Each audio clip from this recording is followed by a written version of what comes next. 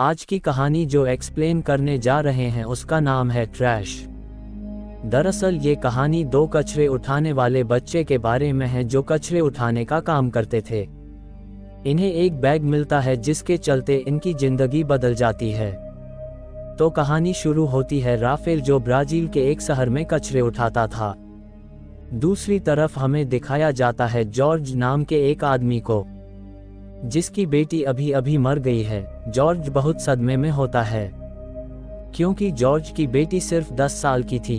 दरअसल जॉर्ज एक बहुत बड़ा चोर होता है। आगे हम देखते हैं कि जॉर्ज अपनी बेटी को दफनाने ले जा रहा है, उसी वक्त पुलिस आ जाती है। दरअसल जॉर्ज ने अभी अभी एक बहुत बड़ा चोरी किया होता है। आगे हम देखते हैं कि पुलिस जॉर्ज को कहता है तुम सरेंडर कर दो। तब जॉर्ज एक पर्स में अपनी बेटी की फोटो और एक चाबी रखता है। अब पुलिस को देखकर जॉर्ज भागने लगता है, लेकिन तभी एक गोली आकर सीधा उसके पैर में लगता है जो पुलिस ने चलाई थी। अब जॉर्ज घायल हो चुका है और वो चल नहीं पाता है। तभी उसे रोड पर एक गार्बेज ट्रक दिखता है। जॉर्ज अपना पर्स उसी ट्रक में फेंक देता है, जिसके बाद हम उस ट्रक को देखते हैं जो एक बहुत बड़ी डंपिंग यार्ड में जाता है। जिसके बाद हम यहाँ पर राफेल को देखते हैं जिसे हमने कहानी की शुरुआत में देखा था।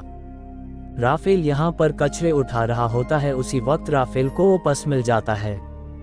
वो फौरन अपने दोस्त जॉन को बुलाता है, फिर दोनों पैसों को आधा आधा बांट लेता है।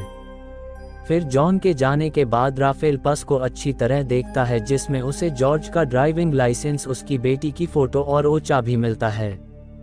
दरअसल ये चाबी इस कहानी का पूरी तरह रुख बदलने वाली है। अगले सीन में हम फ्रेडी नाम के एक आदमी को देखते हैं जो जॉर्ज को टॉर्चर कर रहा होता है और उसे उसी चाबी के बारे में पूछ रहा होता है। कहानी आगे बढ़ती है और हम एक अमेरिकन लड़की को देखते हैं जो एक एनजीओ चलाती है। वो गरीब बच्चों को फ्री में पढ़ाती है। आगे हम देखते हैं कि उसी कचरे के शहर में फ्रेडी आता है और उसी पर्स के बारे में पूछता है, लेकिन किसी को इस बारे में पता नहीं होता है। फ्रेडी सबसे कहता है कि जो भी उस पर्स के बारे में बताएगा उसे इनाम मिलेगा, लेकिन किसी को इस बारे में नहीं पता होता है, इसलिए फ्रेडी वापस चला जाता है। लेकिन राफेल परेशान हो जाता है ये सोचकर कि ऐसा क्या है उस पर्स में जो पुलिस यहाँ तक आ गई। अब रात होती है और दोनों एक दूसरे दोस्त के पास जाते हैं और उसे सारी बातें बता देते हैं। जिसके बाद राफेल का तीसरा दोस्त वो चाबी मांगता है और उसे देखता है। वो कहता है कि चाबी में एक नंबर लिखा है, इसलिए वो राफेल को शहर जाने को कहता है।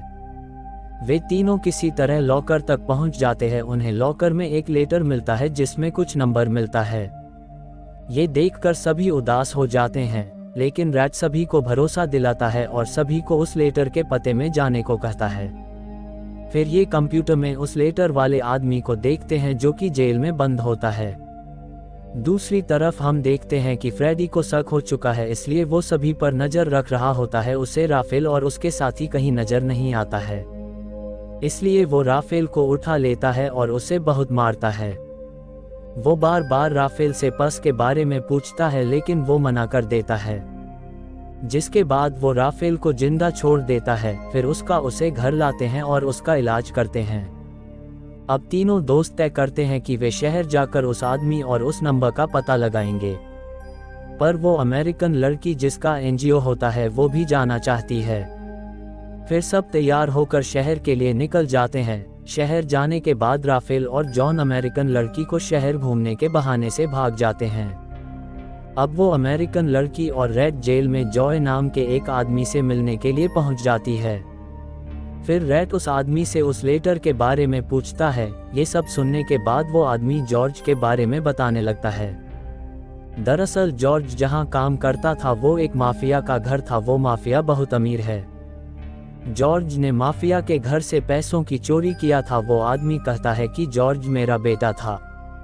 अब जाने से पहले जॉय रेड को एक किताब देता है और उससे कहता है कि उसके हर सवाल का जवाब इस किताब में मिल जाएगा। उसे किताब मिल जाता है, लेकिन उसे सबसे पहले पहेली सुलझाना पड़ेगा। काफी कोशिशों के बाद भी उन्हें उस पहेली का हल नहीं मिलता है, लेकिन उन्हें तभी याद आता है कि जॉर्ज का सबसे करीब उसकी बेटी थी। इसलिए वो सभी लोग उसकी बेटी की कब्र में पहुंच जाते हैं और उसको पैसा मिल जाता है। लेकिन उसी वक्त फ्रेडी वहां पर आ जाता है, लेकिन वे सभी लोग मिलकर फ्रेडी को बेहोश कर देते हैं और पैसा लेकर भाग जाते हैं और इसी के साथ कहानी यहीं पर खत्म हो जाता है।